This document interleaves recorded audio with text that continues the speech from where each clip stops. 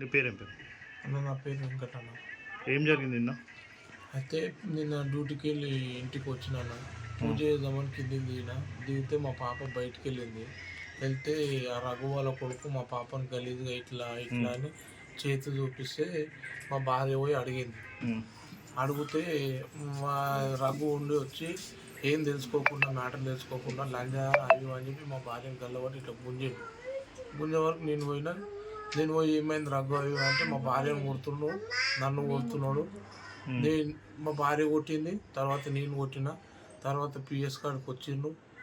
మళ్ళా సార్ వాళ్ళతో మాట్లాడి మేము ఎవరి జోలికి పోతామో అవి అని చెప్పి అయిపోయిందా అని చెప్పి వచ్చి ఇంటికి వచ్చిండు.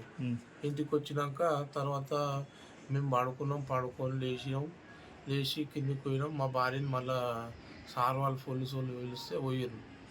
ఆ పోయిట్లు నేను ఇట్లా డోర్ పెట్టుకొని వస్తున్నా. ఇక రాజు, చిన్న, రఘు వాళ్ళ అమ్మ లక్ష్మమ్మ, సంధ్య వాళ్ళ అమ్మ యాదమ్మ, సంధ్య వాళ్ళ పెద్దమ్మ చంద్రమ్మ, మళ్ళీ వీళ్ళందరూ కలిసి మళ్ళీ అంజి వాళ్ళ ఫ్రెండ్ గప్చుప్ పంపుతారు అంజి, వీళ్ళందరూ ఫస్ట్ రాంగ డోర్ కొట్టి నా బండి పడేసి బండి పెట్రోల్తో బండి తలగబెట్టారు. అక్కడ పోయి మా బొమ్మడి బండి పలగొట్టారు. నా ఇంటి అద్దాలు, డోర్లు, గీళ్ళు అన్నీ వలగొట్టారు.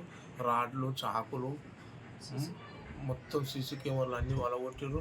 మళ్ళీ అవతల బిల్డింగ్ మీకు ఎక్కి ఈతల బిల్డింగ్ మీకు వచ్చి ఇవన్నీ అద్దాలు వలగొట్టి చాకు తీసుకొని వచ్చి నన్ను చంపండి. నేను నాతో పాటు నా కూతురు ఇద్దరమే ఉన్నాం.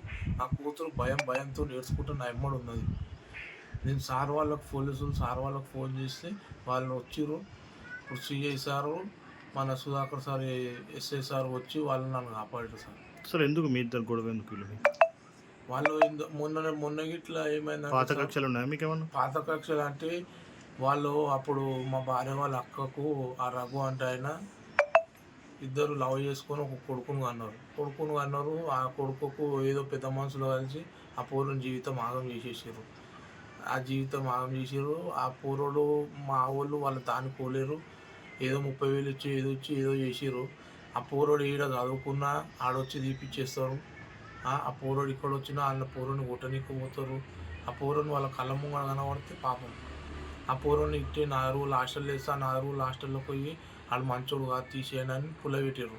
వాళ్ళ బావ రవినాయక్ కార్పొరేటర్, ఆయనకి చెప్తే రాజు కొడతానికి పోతే ఆయన మ్యాటర్ తెలియకుండా ఆయన గలీజ్గా మాట్లాడిండు. అప్పుడు సరే అని చెప్పి మన CI sir Mahender Reddy sir ఇట్లా అవుతుందని కేసు పెడితే ఆయన సొంతంగా ఆయన డబ్బులు పెట్టుకొని ఆయన్నే ఆ బాబుని హాస్టల్లో చేర్పించడం జరిగింది సార్.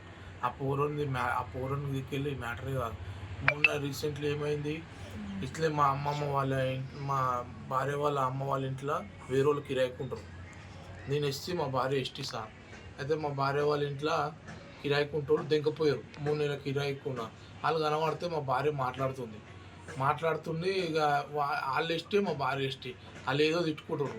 అయితే రఘు వాళ్ళ భార్య సంద సాగుకోసి వస్తుంది. వాళ్ళు వస్తుంటే వీళ్ళు తీసుకుంటుంటే కావాలని ఇంట్లోకి పోయి వాళ్ళని ఏమైంది, వాళ్ళ బావ చనిపోతే సాగుపోతే ఆ సావులోకి వెళ్ళి ఎలగొడితే ఆ కోపం తీసుకొని వచ్చి ఇంట్లోకి పోయి లంజాన నన్నే తిడుతున్నావు అని చెప్పి మా భార్య 3 months ప్రెగ్నెంట్ ఉంటే పెద్ద కట్ట వేసుకొని వచ్చి కట్టు మీద కొట్టింది డైరెక్ట్.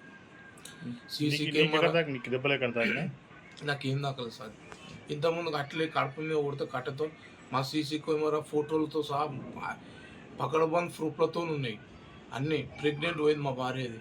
సో అయితే ఎమర్జెన్సీ జల్దీ అంటే మేము ఎస్వీ హాస్పిటల్కి పోయినాము, ఆడ చూపించినాము, అయిపోయింది. సార్ వాళ్ళు ఏంది గవర్నమెంట్కి వెళ్ళి ఎమ్మెల్సీ కావాలంటే గవర్నమెంట్కి పోతే ఈడ మొత్తం అయిపోయినాక వాళ్ళు ఎమ్మెల్సీ రాసి అని అన్నారు. అందుకే ఆ కేసు చేస్తా అని ఆ